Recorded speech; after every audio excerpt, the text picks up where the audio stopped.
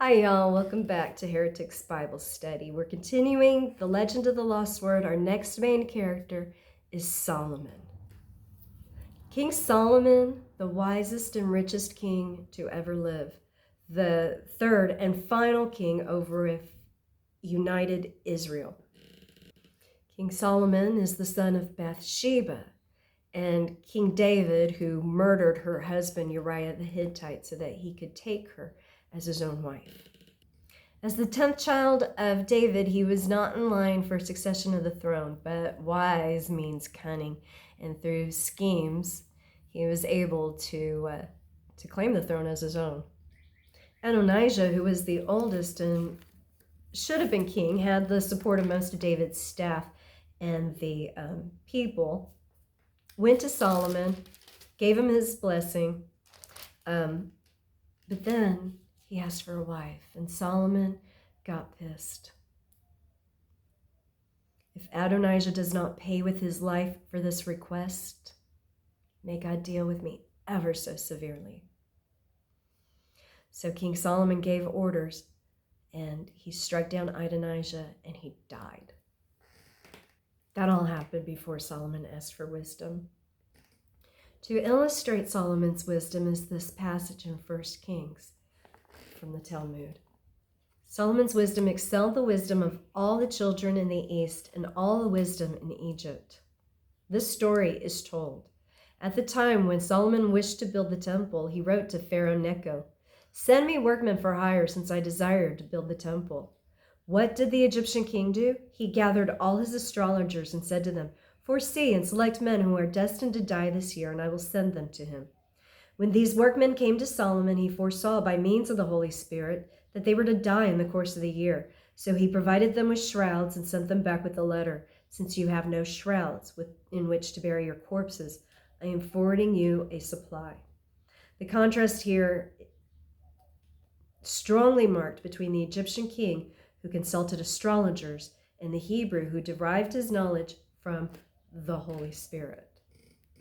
According to magic, supernaturalism, and religion, a thousand legends concerning Solomon are scattered throughout the East.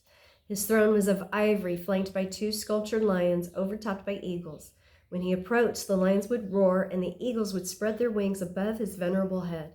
However, this and other marvelous accounts cannot conceal the fact that after Solomon's reign, Jerusalem fell into a magic religious chaos.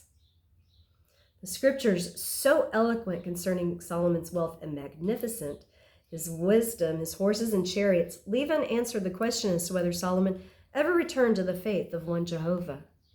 It's said that in his older years that he went after the gods of his wives, his many wives. He had 300 plus a 700 person harem that he inherited from his father.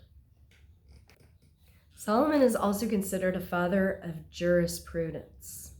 According to evidence of the Talmud, there existed at the time of the destruction of the temple and state a comprehensive system of judicial courts throughout the land of Israel to decide questions of religious practice, try offenders against the law, and settle disputed claims.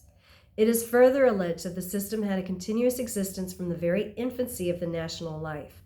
We thus find the statement, "There has been a succession of courts from the days of Moses."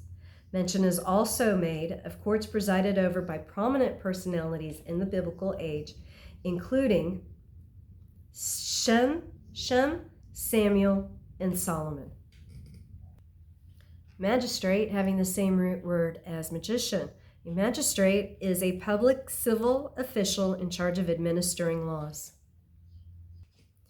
King Solomon was considered the master of all dealings with the underworld, and many original texts of his conjuration circulated among the magician. The wording was Hebrew, written in Roman characters. Solomon's seal was considered a most efficacious magic design. It also greatly resembled Pythagoreans, and both Solomon and Pythagoras were thought to have the philosopher's stone. Among his many writings, he wrote Song of Songs, Ecclesiastes, Proverbs, and the Lesser Key of Solomon. according to the hierarchy. When Solomon, the king famous for his wisdom, died, the country was not only virtually bankrupt, it was godless. And of course, then it split into north and south. Solomon's temple was eventually destroyed, and the word was lost.